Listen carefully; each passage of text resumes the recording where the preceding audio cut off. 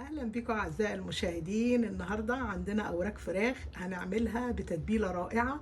وبصي شكلها جميل وريحتها وطعمها رائع. يلا يا بينا حبايبي، عندي اوراق فراخ اهي. ممكن تبقى فراخ كامله او اوراق يعني براحتك.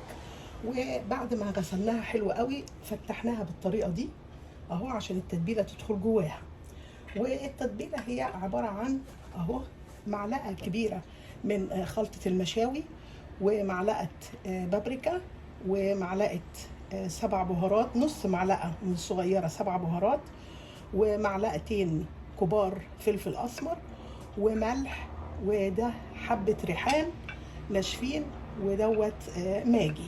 هحط الخلطه كلها كده، هقلبها كده على بعض اهو بالشكل ده. هدمج كله مع بعضه اهو كده. وهنحط الخلطه بقى كده بتاعتنا، وهناخد بالقطعه وهنتبل كده اهو بالشكل ده.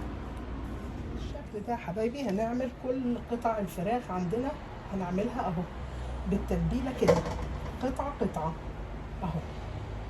بامانه ربنا ريحه البهار في منتهى الجمال، هتاكلي احلى واطعم فراخ اهو.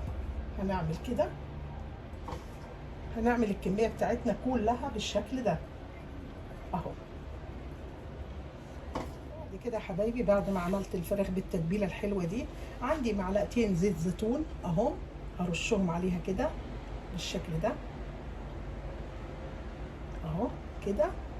وعندي خل التفاح اهو، عندي برضو معلقتين خل التفاح هرشهم بالشكل ده كده اهو. وهغطيها وهدخلها التلاجة تقعد لتاني يوم، وتاني يوم هنكمل مع بعض اهو يا حبايبي. ده تاني يوم للفراخ وهي محطوطة في التلاجة. بعد كده جبت صواني بتاعة الفرن وحطيت الفراخ فيها بالشكل ده من غير ما احط لها اي شيء. ودلوقتي بقى هدخلها فرن البوتاجاز على درجة حرارة 400، ولما تستوي هوطي عليها شوية، هخليها 350 عشان ايه تكمل سواها، وهحمرها واطلعها اوريها لك. اطعم واحلى فراخ بتتبيله رائعه. وهو يا حبايبي ده شكل اوراق الفراخ اللي عملناها مع بعض بتتبيله رائعه. شكلها شاهي وجميل وريحتها وطعمها حلو قوي. وبألف هنا، باي باي.